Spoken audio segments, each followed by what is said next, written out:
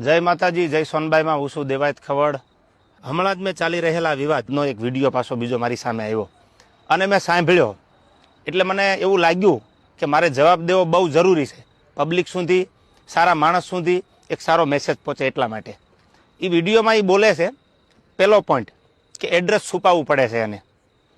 તો મારે એડ્રેસ કેમ છુપાવવું પડે ભાઈ? મારી તો અપડેટ હોય કે મારો ગઈકાલે આ કાર્યક્રમ છે, છતાંય તારે એડ્રેસ જોતું જ હોય તો ઇસ્કોન આંબલી રોડ ઉપર મારી ઓફિસ છે, આ મારું એડ્રેસ। ઓકે, બીજી વાત, પ્રશ્ન બીજો કે 200 લોકોને સાથે લઈને ફરે છે। 200 લોકો એટલે એક ગાડીમાં 4નું 5નું સીટિંગ હોય તો 200 લોકોમાં કેટલી ગાડીઓ કમસે કમ મારે જોવે? આપ પણ જાણો છો। જેને જેને ડાયરા કર્યા આયોજકને પૂછો કે કેટલી ગાડીઓ લઈને આવું છું, એ બધા પ્રૂફ પુરાવા દેવાની જરૂર નથી। આ એકદમ ફેક્ટ વાત છે, ઉપજાવેલી વાત છે એની। ત્રીજી વાત કરું તો સમાધાન કરવા માટે 50 લોકોને દોડાવ્યા, આવો એ બ્લેમ કરે મારી પર। હું સમાધાન કરવા દોડાવું?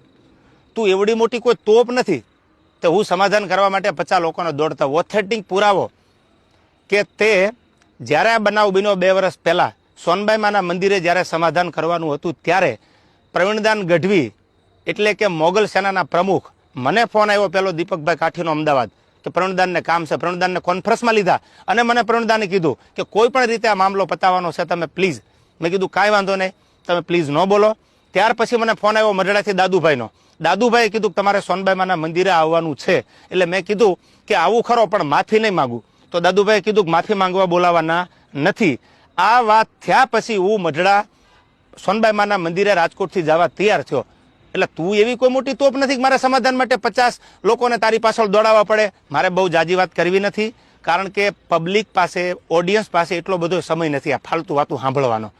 પણ મારે પ્રૂફ આપવું એ મારા માટે અગત્યનું જરૂર લાગ્યું। મારો કિંમતી સમય સાહિત્યમાં, મારા જે પ્રેક્ષકો છે એને સારી વાતું સંભળાવવામાં કે સાહિત્યની 2 વાતું નવી આપવામાં છે। એટલે મને આ બધી ફાલતુ વાતોમાં એટલો બધો ઇન્ટરેસ્ટ નથી। રહી વાત બીજી સંસ્કારની, તો સંસ્કારની વાત રહેવા દે ભાઈ। બધાના સંસ્કારની બધાને ખબર છે, જે મુઠ્ઠી બાંધેલી છે એને ઉઘાડી ન કર, ઉઘાડી હવા ખાય।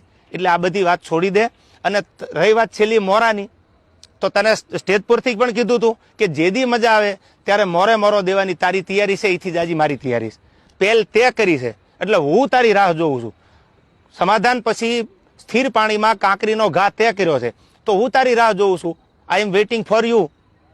કોઈ લાંબી ચર્ચા કરવાની જરૂર નથી। મેં આની પહેલાંય કીધું હતું ને, હજી કહું છું, ડાયલોગ બાજી બંધ કરી દે। તારી રાહે રાહ છે, પહેલ તે કરી છે, મેં નથી કરી। તને જ્યારે મજા આવે ત્યારે મારી ઓફિસ છે ઇસ્કોન આંબલી રોડ ઉપર અમદાવાદ, તો ભલે। બાકી તને મારા બધા એડ્રેસ તારી સાથે જે બેસે છે એ મારી સાથે બેસે છે, એની બધી ખબર છે, પૂછી લેજો। ઓકે, રહી વાત બીજી મઢડાની કે જ્યારે સમાધાન મને દાદુભાઈ બોલાવ્યો એટલે મેં કીધું કે માના દરબારમાં માથી મોટું મારા માટે કોઈ હોય નહીં। મારા માટે જે કાંઈ છે, હું જેના ઉપર વિશ્વાસ અને શ્રદ્ધા રાખું છું, સોનબાઈમાનું મંદિર છે, એટલે મેં માફી માંગી લીધી। નો ડાઉટ વાત પૂરી થઈ ગઈ। ત્યાર પછી એવું બોલ્યો કે સમાધાન પછી આ ભાઈએ ચાળા કર્યા છે। એક પણ ચાળાનો વિડીયો બતાવી દે, ઓડિયો બતાવી દે તો હું માનું કે તું સાચો છો। દૂધનું દૂધ અને પાણીનું પાણી, આ બધોય જવાબ સાંભળનારા 18 વરણે આપી દીધો છે। મને તો એટલું યાદ આવે કે સોનબાઈ માના સાનિધ્યમાં સમાધાન થયા પછી આ વસ્તુ જે બની ખોટી છે, જે કરવું હોય એ વેલકમ। જય માતાજી।